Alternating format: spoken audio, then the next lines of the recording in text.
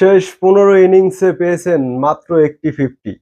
২০২৬-এ এসে কোনো ইনিংসে করতে পারেনি ৩০ ঊর্ধ্ব রান। সর্বশেষ ম্যাচে ফিরেছেন গোল্ডেন ডাক মেরে।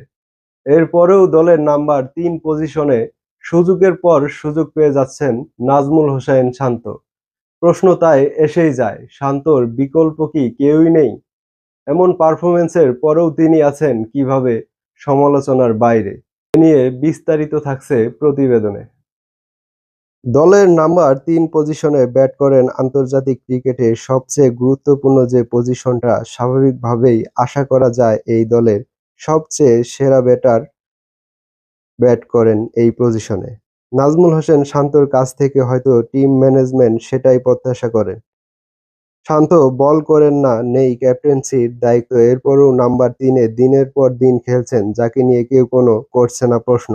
অথচ শান্তর এভারেজ বিলো এর নিচে বলা যায়। ২০২৫ সাল থেকে বর্তমান পর্যন্ত নাজমুল হোসেন শান্ত করেছেন মোট ২৭১ রান।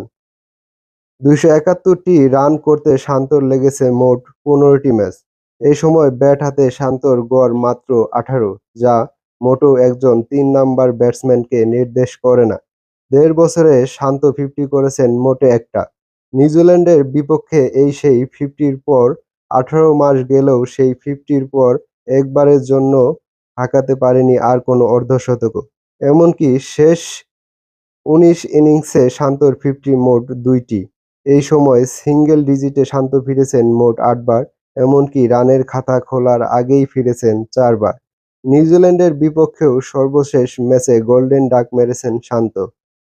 নাম্বার ৩-এ এমন একজনকে কি রেখে উন্নতি সম্ভব দেশের ক্রিকেটে? অথচ শান্তকে নিয়ে টুকটাক সমালোচনাও হচ্ছে না। টিম ম্যানেজমেন্ট কি আড়াল করছে তার পারফরম্যান্স? নইলে এতদিন কিভাবে প্রশ্ন ছাড়াই থাকেন শান্ত? অথচ সৌম্য সরকার পারফর্ম করেও থাকছেন বেঞ্চে। টপ অর্ডারে স্বাচ্ছন্দ্যে ব্যাট করা আফিফ হোসেন নামে ফিনিশারে। আর সেখানে শান্তকে দেওয়া হচ্ছে দলের সবচেয়ে গুরুত্বপূর্ণ পজিশন, যেখানে তার ব্যর্থতাই সিংহভাগ। নতুন করে বিশ্বকাপের আগে এই পজিশনে ভাবতে হবে বাংলাদেশ দলকে। না হয় আরও এক বিশ্বকাপ হতাশা নিয়েই শেষ করতে হবে বাংলাদেশ দলকে।